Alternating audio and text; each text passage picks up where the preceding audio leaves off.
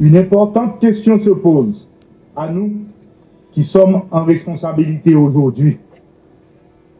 Pourquoi sommes-nous ici présents ce lundi 24 février 2025? Y a-t-il un bilan à présenter? D'emblée, je vous réponds que nous ne sommes pas encore à l'heure des bilans. Cependant, 100 jours après l'installation du gouvernement, le principe de redevabilité m'impose de présenter l'état d'avancement des chantiers de la transition. Conformément à l'accord du 3 avril 2024, ces chantiers sont ceux que nous appelons les grands axes prioritaires de la transition: la sécurité et la question humanitaire, le référendum constitutionnel, les élections, le redressement économique, la justice et l'état de droit. Ces grandes orientations de la transition définissent les responsabilités du Premier ministre qui doit conduire la politique du gouvernement. Ainsi, il m'incombe de créer les conditions nécessaires au renouvellement du personnel politique à travers les élections. Par ailleurs, c'est avec une conscience profonde de nos responsabilités communes que le Conseil présidentiel de transition et le gouvernement priorisent la cohésion au plus haut sommet de l'État. Ce, à travers l'adoption, le 8 décembre 2024, du cadre de renforcement de la cohésion institutionnelle pour une transition réussie. Ce document poursuit l'objectif d'une coopération harmonieuse entre les deux branches de l'exécutif, condition essentielle à la réussite de la transition. Les 5 grands chantiers évoqués plus haut sont les impératifs de la transition, qui est une transition de réforme, de redressement et de stabilisation. C'est également une transition qui a une mission de justice sociale, de réconciliation nationale et de retour à l'ordre constitutionnel. Ces missions de la période transitoire exigent un cap clair et une méthode inscrite dans une dynamique de gouvernance efficace.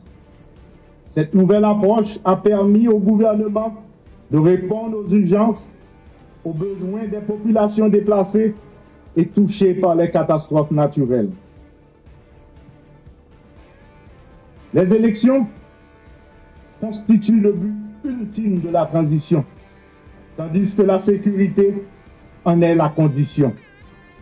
Fort de cette considération, un secrétaire d'État à la sécurité publique, chargé de la coordination et de la mise en œuvre des politiques de sécurité, a été nommé.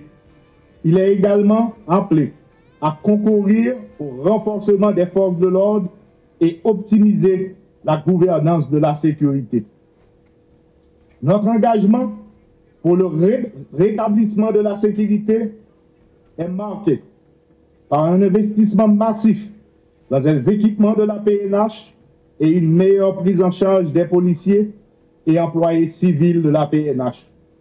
À cet effet, la 34e promotion de la PNH, baptisée Vertière, a bénéficié du plein soutien du gouvernement quant à leur formation et leur encadrement sur le terrain. Nous sommes confrontés à une crise humanitaire nécessitant une réponse urgente et coordonnée du gouvernement.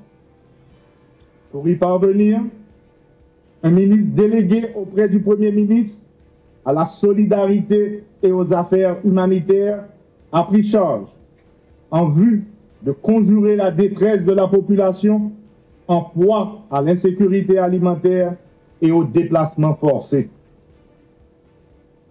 Depuis 100 jours, nous suivons la feuille de route de la transition. C'est en ce sens que nous avions mis le cap sur les élections. En effet, le gouvernement a déployé les efforts considérables pour compléter le Conseil électoral provisoire et lui a doté d'un directeur exécutif appelé à fluidifier l'organisation électorale. Ces deux actions constituent une étape clé vers la réalisation d'élections libres et transparentes.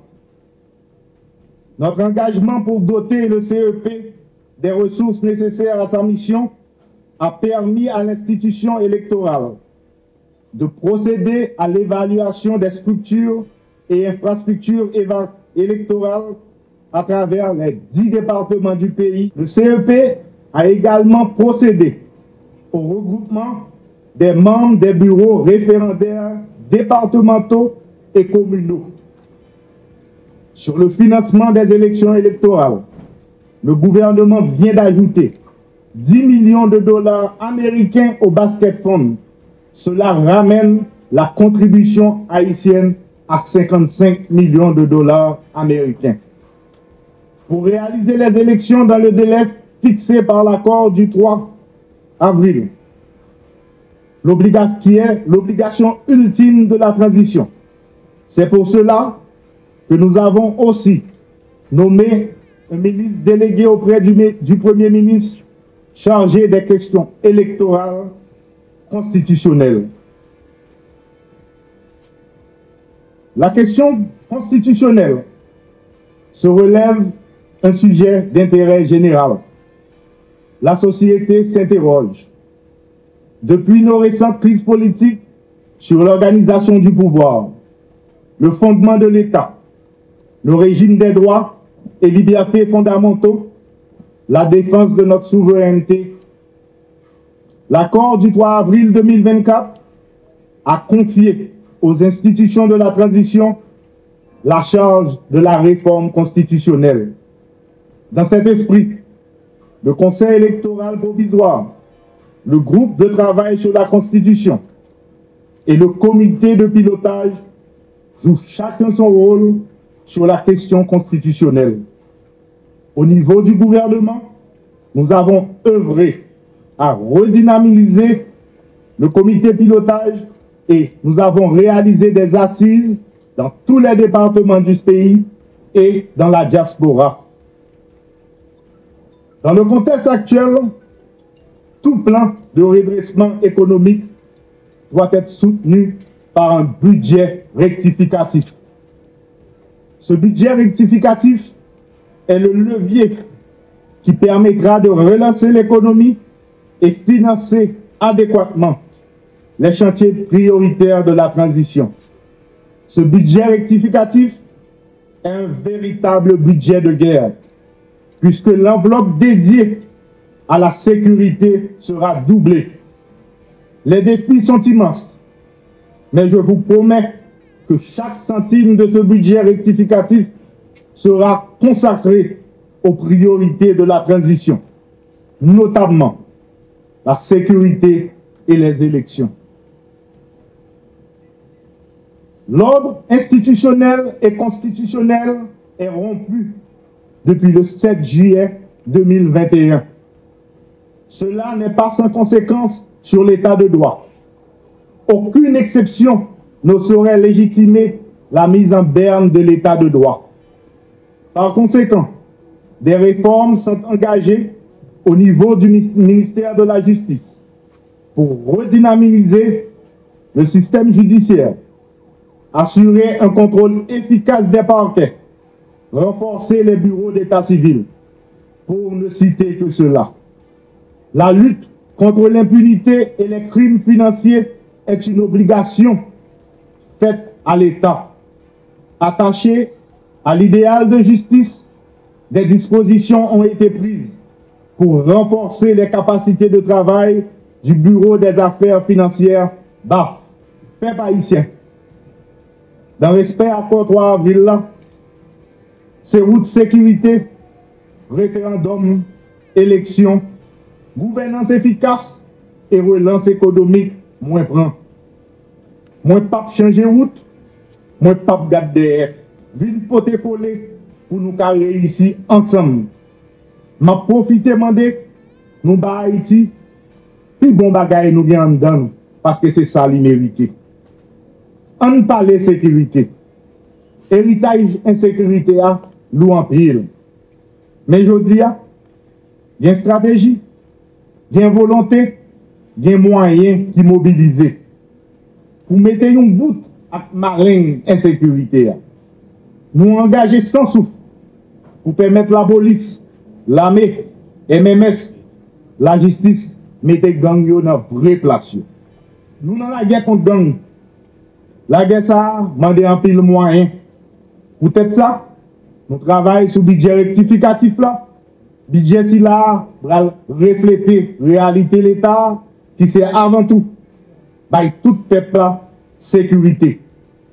Je dis, sécurité, c'est condition réussite, perdition.